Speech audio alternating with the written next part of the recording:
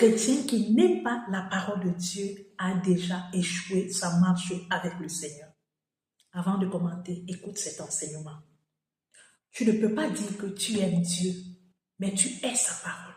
Tu ne peux pas dire que tu es enfant de Dieu et tu rejettes la parole de Dieu. Tu ne peux pas dire que je suis chrétien, je vis dans l'église, mais je ne veux pas vivre conformément à celle-ci. Jésus dit dans sa parole que si vous m'aimez, gardez ma parole. Aimer Jésus, c'est déjà premièrement accepter sa parole. Et quand nous l'acceptons, nous la gardons, ça veut dire que nous commençons à la pratiquer vivant selon elle.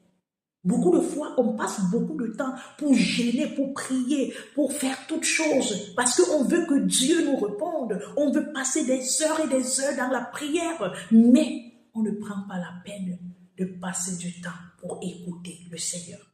Nous devons savoir que écouter le Seigneur, premièrement, commence par écouter sa parole, méditer sa parole, vivre selon elle. La première manière que Dieu nous parle, il nous parle au travers de sa parole.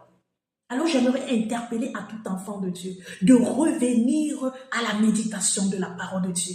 Ne sois pas de ceux chrétiens qui sont à l'église, qui feuillettent la Bible, ces chrétiens-là qui cherchent tout simplement des versets, qui les arrangent, des versets où ils vont prier pour demander à Dieu. Ils vont toujours être en train de parler devant Dieu sans vouloir écouter le Seigneur. Le Seigneur a beaucoup de choses à t'enseigner. Le Seigneur a beaucoup de choses à te nourrir. Et la parole de Dieu est celle-là qui vient nourrir ton corps, ton âme et autres. Alors je t'invite, bien-aimé, revenons à la méditation de la parole de Dieu. C'est elle qui nous aide à nous conformer.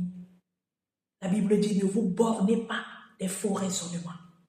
Le livre de Jean nous dit ça, de Jacques. Nous devons être revêtis de la parole de Dieu. Ne négligeons pas la parole de Dieu. Proverbe 13, le verset 13. Il dit que l'homme qui néglige la parole de Dieu est déjà perdu. Pourquoi tu négliges la parole de Dieu, bien-aimé? La parole de Dieu, c'est la source de vie. C'est l'eau de la vie. C'est elle qui te fait croître. C'est elle qui te donne la maturité. C'est elle qui te permet de vivre la sainteté. C'est elle qui te permet d'être un véritable enfant de Dieu. C'est elle qui te pousse à vivre dans le renoncement, dans la sainteté, dans l'obéissance. Ne te laisse pas séduire par des prétextes, par des raisons. Elle est trop difficile. Elle est ceci, elle est cela. Dieu veut te parler dans sa parole. Il veut que tu dédies le temps devant lui pour la méditation. Commence à trouver le temps pour méditer la parole de Dieu.